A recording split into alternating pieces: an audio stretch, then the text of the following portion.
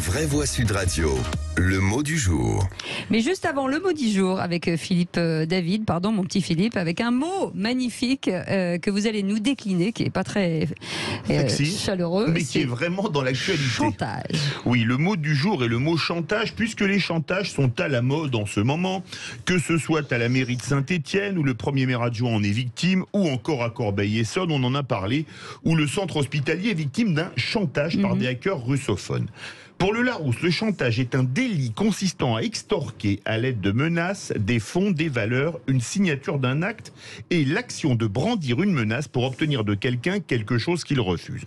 Le mot chantage a fait son entrée au 19e siècle dans la langue française. C'est donc un mot relativement récent, dérivé de faire chanter, suivi du suffixe age qui indique une disposition à. Il est évidemment fort désagréable d'être victime d'un chantage, et ce, quel que soit celui-ci et de qui qu'il vienne. Il est d'autant plus désagréable que l'auteur s'appelle un maître chanteur, qui n'est un maître que dans le vice et qui salit le mot chanteur en chantant faux, une partition apprise par cœur pour faire chanter la victime du chantage. Le chantage de Saint-Étienne avec une sextape gay est minable, chacun faisant ce qui lui fait plaisir en France, et la France n'étant pas, Dieu merci, une théocratie dans laquelle existerait un ministère du vice et de la vertu, comme il en existe un chez les talibans qui font subir à tout un pays un chantage aux lois de la religion.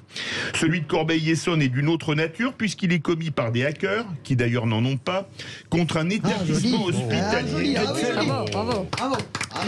Contre un établissement hospitalier dont la raison d'exister est de soigner des malades et qui ne devrait jamais être victime d'un quelconque chantage. On est dans ce cas précis dans un chantage mafieux avec des Al Capone des temps modernes qui ont troqué la mitraillette pour le clavier d'ordinateur. Il ne faut pourtant jamais céder au chantage car, comme disait le grand Yitzhak Rabin, l'histoire nous a enseigné que personne n'a jamais mis fin au chantage d'un pays totalitaire par l'apaisement, et ce qui est valable pour un pays totalitaire est valable pour tous les maîtres chanteurs.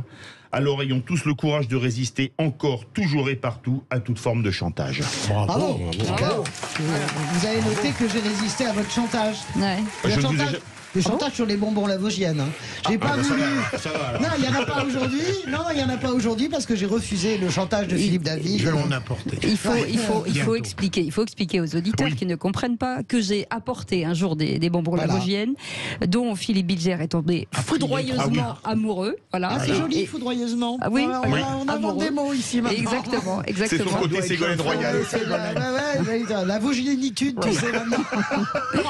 Et je crois qu'il est complètement addict, alors que je n'ai rien mis dedans. Moi aussi, c'est totalement naturel.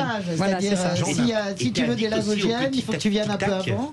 Non, surtout à Lavoisienne. Et les bonbons à l'anis. À la menthe. C'est bien, c'est hyper passionnant. Les bonbons à la menthe. Il y a ma femme qui me met toujours des bonbons dans la voiture. On va faire un prochain débat des vraies voix. Êtes-vous Vosgienne ou Tic Tac? Ça, c'est un débat qui va passionner tout le monde, vous croyez pas? Je veux dire, ça va cartonner. Tout bonbon à l'anis. C'est tellement passionnant qu'on va partir en pub. Allez, on revient dans un instant avec les VV et c'est jusqu'à 20h. On vous souhaite la bienvenue sur Sud Radio et puis on est ravis de vous retrouver 0826 300 300. Vous êtes Tic Tac ou Vosgienne? Non, on plaisante. Allez, à tout de suite.